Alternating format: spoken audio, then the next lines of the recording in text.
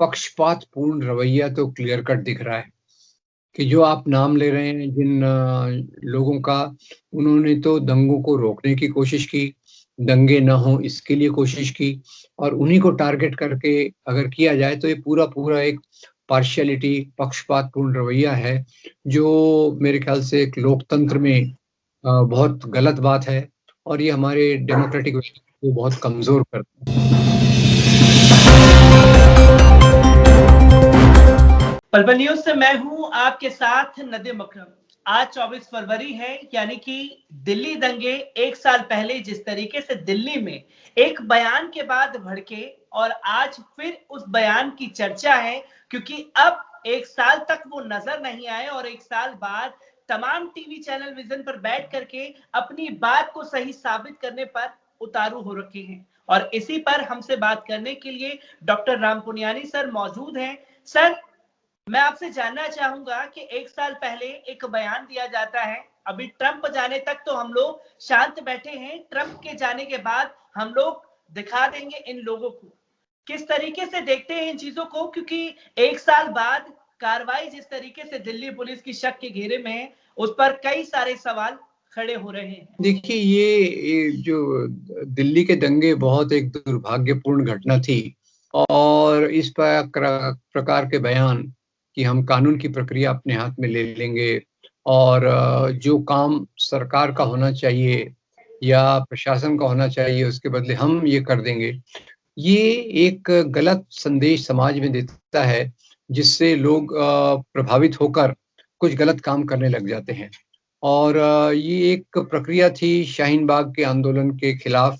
जो शाहीन बाग मेरे ख्याल से आज़ादी के आंदोलन का एक सबसे बड़ा आंदोलन था, जो बहुत शांतिप्रिय था,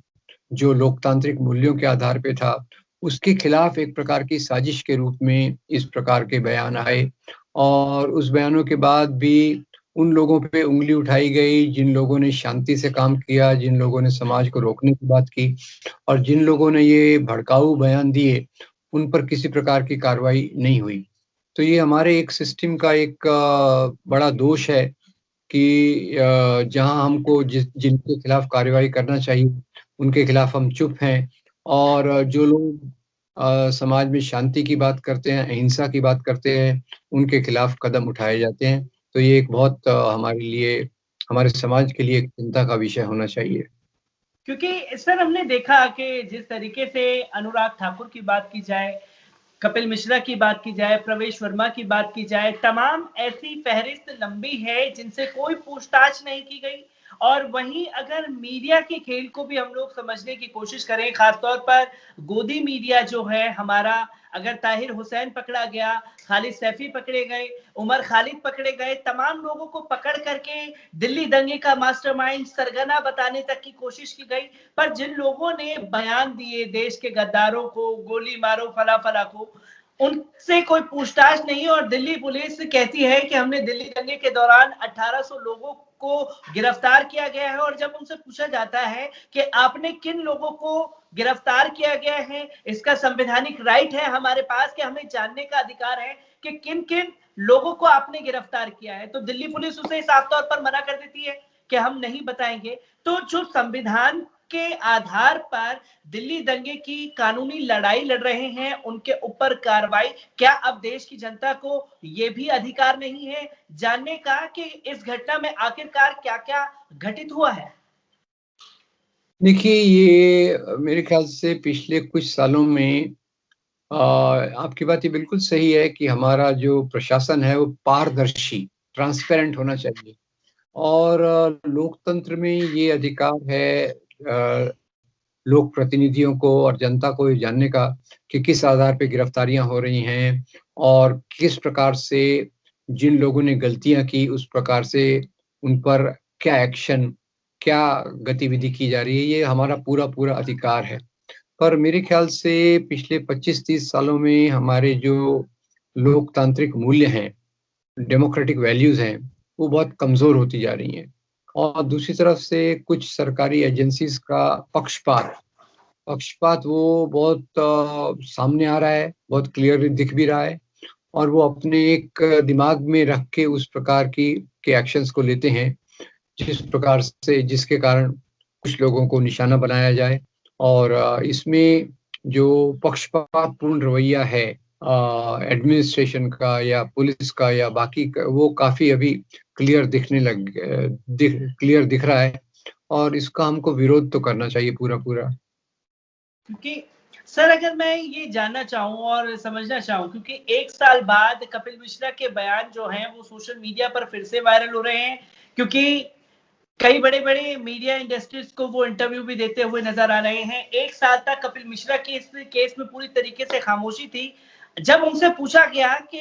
आप एक तरफ के लोगों का नाम लोगों के सामने रख रहे हैं, आप सिर्फ उन लोगों के लिए काम कर रहे हैं, तो उनका सिंपल सा एक सवाल था, अभी इतने बड़े हादसे के बाद भी, कि वक्फ बोर्ड मुसलमानों के लिए बना हुआ है, वो वक्फ बोर्ड तो सिर्फ मुसलमानों के लिए काम करता है, अगर हम हिंदू होकर के हिंदुओं के लिए मदद कर रहे हैं तो इसमें गुनाह क्या है? किस तरीके से देखते हैं सर अभी भी इस तरीके के बयानबाजी करना? देखिए, ये पहली बात तो वक्फ बोर्ड और हिंदुओं के लिए काम करने में कोई समानता तुलना नहीं की जा सकती। वक्फ बोर्ड एक अलग प्रकार की चीज़ है और हिंदुओं की जो आज समस्याएँ हैं, हिंदुओं में जो भी समस्याएँ हैं गरीबी की, भुखमरी की, बेकारी के लिए, उसके लिए बात करना बहुत उचित है। पर ये भावनात्मक आधार पे भड़काने की बात ये अलग है, कि आप लोगों को भड़का रहे हैं और कह रहे हैं कि हम हिंदुओं के लिए काम कर रहे हैं, वो एक स्टेटमेंट, वो बयान उचित नहीं है। और वक्फ बोर्ड से इसकी तुलना करना तो एकदम गलत है, क्योंकि वक्फ बोर्ड का एक निश्चित एक दायरा है काम करने का और उसके अंदर ही वो काम करता है। तो हिंदुओं मतलब क्या? हिंदुओं मतलब हिंदुओं की भावनाओं को भड़काने का काम कोई हिंदुओं के लिए काम करना है, ऐसा मैं नहीं मानता। आज कोरोना के बाद इतने हिंदू अपने शहरों से अपरूट होकर गाँव में गए, उनकी नौकरियाँ गई। ये सब चीज़ों के बारे में अगर कोई बात करे, तो उसका पूरा-पूरा स्वागत है। पर बाकी जो चीज़ें हिंदुओं के नाम पे की जाती हैं, उनका हिंदुओं से बहुत ज़्यादा संबंध नहीं है। क्योंकि अगर सर मैं समझना चाहूँ इस चीज़ को, क्योंकि लगातार जो है भावनात्मक आधार पर एक खास समुदाय को दूसरे समुदाय के खिलाफ भड़काने की लगातार कोशिशें भी चल रही हैं, पर हम लगातार देख रहे हैं दिल्ली दंगा हुआ, दिल्ली दंगे के बाद कोरोना काल आ गया और उस कोरोना काल में धरपकड़ जो गुपचुप तरीके से दिल्ली दंगे के नाम पर उमर खालिद को उठाया गया, यहाँ तक कि उन लोगों के नामों को भी शामिल कर दिया गया, अपूर्वा नंद सर जैसे लोगों का नाम शामिल किया गया, प्रशांत भूषण जी का नाम शामिल किया गया कि ये लोग दिल्ली दंगा भड़काने में लगातार लोगों को उकसा रहे थे। तो दिल्ली पुलिस की जो ये कार्रवाई है, इस पर क्या मुतमईन है आप कि पूरी तरीके से संतुष्ट है कि दिल्ली पुलिस जो कार्रवाई कर रही है वो ठीक तरीके से कर रही है अभी भी? जैसे मैंने आपको बताया कि एक पक्षपातपूर्ण रवैया तो क्लियर कट दिख रहा है, कि जो आप नाम ले रहे हैं जिन लोगों का, उन्होंने तो दंगों को रोकने की कोशिश की, दंगे ना हो इसके लिए कोशिश की और उन्हीं को टारगेट करके अगर किया जाए तो ये पूरा-पूरा एक पार्शियलिटी, पक्षपातपूर्ण रवैया है, जो मेरे ख्याल से एक लोकतंत्र में बहुत गलत बात है और ये हमारे डेमोक्रेटिक को बहुत कमज़ोर करता है। मैं एक सर एक आखिरी सवाल आपसे लेना चाहूंगा। ये तो बात हुई बीजेपी के तमाम आलाकमान नेताओं की जिनके ऊपर हम चर्चा कर रहे हैं। आज के वक्त में गोदी मीडिया को किस तरीके से देखते हैं, क्योंकि उस दौरान भी वो लगातार दुष्प्रचार करता हुआ एक खास समुदाय के लिए नजर आ रहा था। तो गोदी मीडिया की भूमिका पर कितने बड़े सवाल खड़े होते हैं जब ऐसे हादसे अब लगातार होते हुए नजर आते हैं? देखिए, जहाँ तक गोदी मीडिया का सवाल है, उस पर बहुत कहा जा चुका है, बहुत डिस्कस किया जा चुका है। मीडिया का रोल होता है शासक सरकार से सवाल पूछना, सत्ता से सवाल पूछना और ये हमारा गोदी मीडिया जो है, ये विपक्ष से सवाल करता है। जो लोग इंसाफ की बात करते हैं, उनकी आलोचना करता है। जो लोग मानव अधिकारों की बात करते हैं, उनके खिलाफ खड़ा हो जाता है। तो ये गोदी मीडिया एक तरफ से जैसे इसका नाम बता रहा है कि ये सरकार की सत्ता लोगों के गोद में बैठा हुआ है, उन्हीं के आधार पे वो चल रहा है। तो उसमें तो कोई सच्चाई की आपको उम्मीद नहीं करना चाहिए। कुछ 1-2 टेलीविज़न चैनल्स हो या कुछ इंडिपेंडेंट जो आपके जैसे लोग काम कर रहे हों, उसके अलावा ज़्यादा टेलीविज़न चैनल से निष्पक्षता की उम्मीद रखना, ये आज के समय में पूरी तौर से गलत है। वो एक पक्षपातपूर्ण रवैया वो भी अपना रहे हैं।